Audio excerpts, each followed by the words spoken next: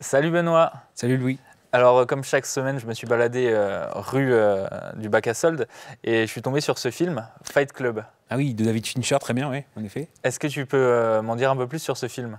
Alors, il ne faut pas trop en dire, c'est l'histoire, en effet, un narrateur joué par Edward Norton, qui vraiment est très solitaire dans tous les domaines, en effet, et qui va avoir un petit peu sa vie secouée lorsqu'il rencontre un fabricant de savon, Tyler Durden, joué par Brad Pitt, et en effet qui va peu à peu l'amener à fonder un club de bagarre, le Fight Club, dont il ne faut pas On parler. lui a simplement donné un nom. Messieurs, bienvenue au Fight Club. D'accord, donc oui, il y a Brad Pitt, Edward Norton dans ce film. Qui y a-t-il d'autre? Il y a aussi Helena Bonham Carter, qui est connue plutôt comme égérie ou muse de Tim Burton, par exemple.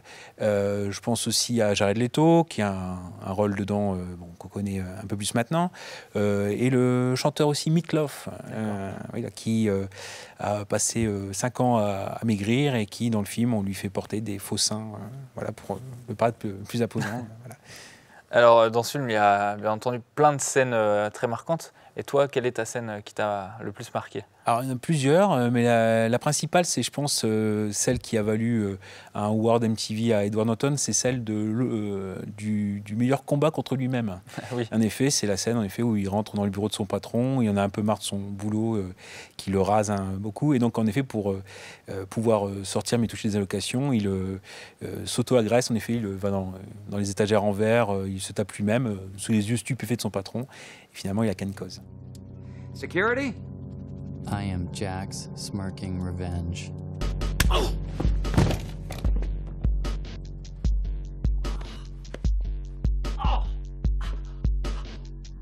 What the hell are you doing? Alors justement, c'est un film où il y a beaucoup de violence dedans, beaucoup de bagarres, comme on l'a dit. Est-ce que ce film, il a fait polémique à sa sortie?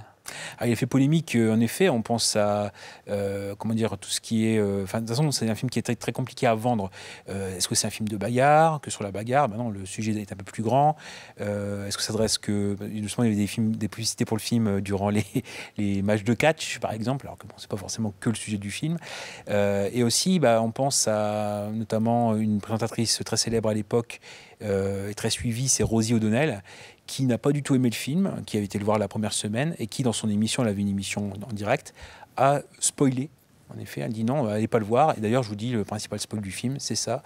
Ce qui a voulu quand même le courroux, en effet, de David Fincher.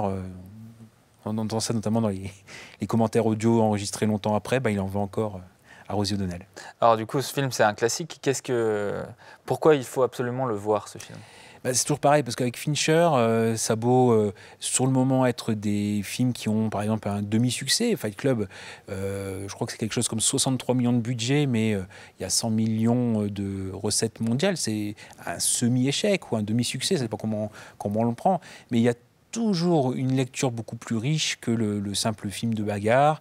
C'est aussi un film qui critique ce qu'on appelle le consumérisme. Le fait, il y a une célèbre scène où on voit tout l'appartement du narrateur décoré par Ikea et on a même les prix, etc. Voilà, il y a une très grande richesse graphique et visuelle comme tout le temps chez Fincher. Dès que je voyais quelque chose au design ingénieux, comme une table basse en forme de yin-yang, il fallait que je me l'offre.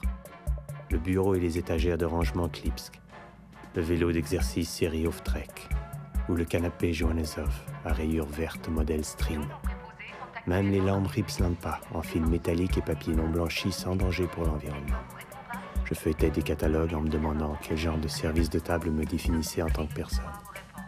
Le fait que c'est toujours pareil, plus on le regarde, plus on découvre différents degrés de lecture. On n'en fait jamais le tour vraiment, il y a tellement de choses.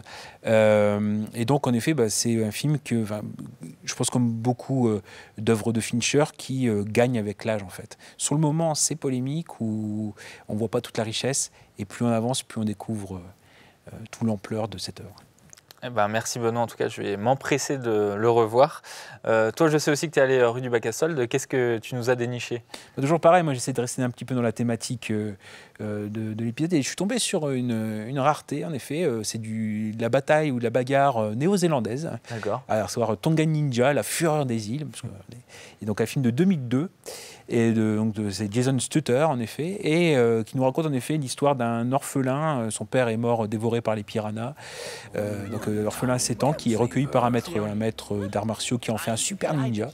Et donc, arrivé à l'âge adulte, il doit secourir c'est Mademoiselle Lee, dont le restaurant est menacé de rachat par le Big Boss, le grand méchant, c'est Monsieur Big, Mr. Big, qui envoie sur la route du Tongan Ninja, l'homme au couteau, parce qu'il est super fort au couteau, l'homme au pistolet, et notamment aussi Action Fighter, le grand ennemi.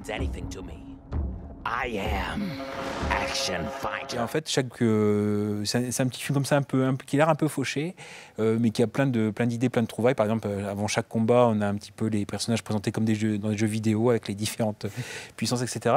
Et surtout, c'est très bien vendu parce qu'on voit ça, c'est-à-dire qu'on a même Peter Jackson qui nous dit. A few years ago, I really tried hard to get a film of the Tonga Ninja off the ground.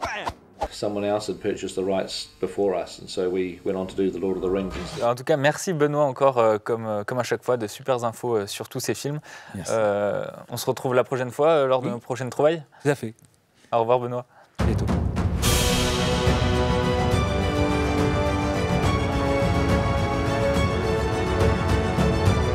Retrouvez dès à présent Benoît dans son podcast Ciné Tu l'as vu, disponible sur les plateformes de streaming audio.